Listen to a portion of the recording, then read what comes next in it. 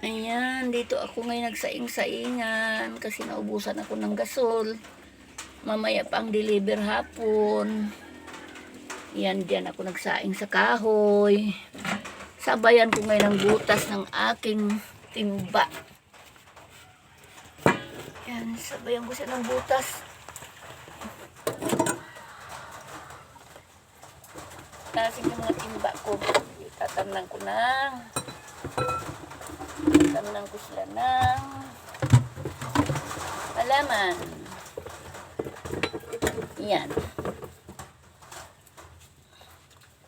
Baka naman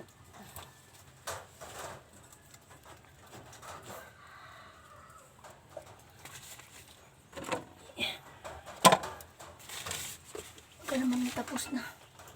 Uy. Tapos na nga. Ngayon siya bubutasin ko. Yan.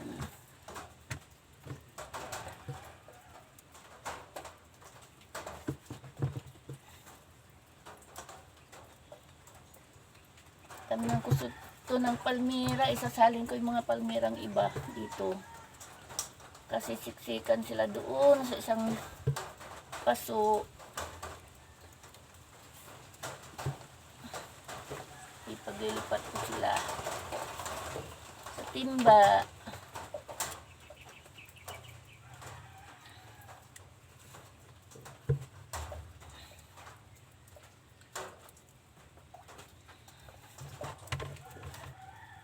Hindi kasi nakabili ng gasol kanina kasi wala namang deliver pa raw, sabi doon sa tindahan.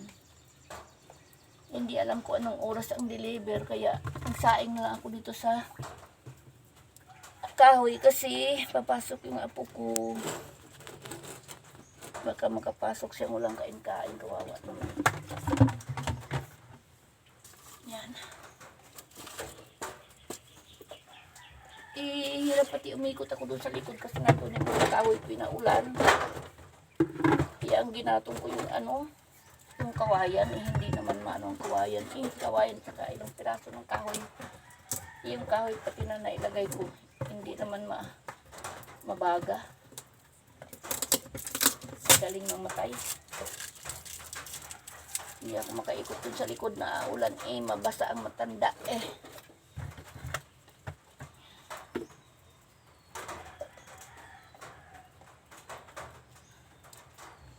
wala na yung init.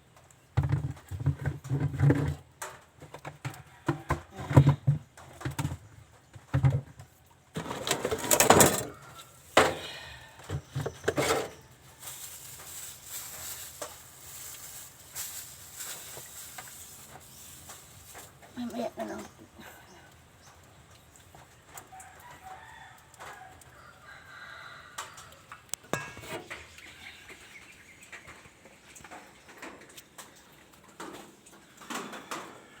Yan, sumikat ng araw. Sikat-sikatan siya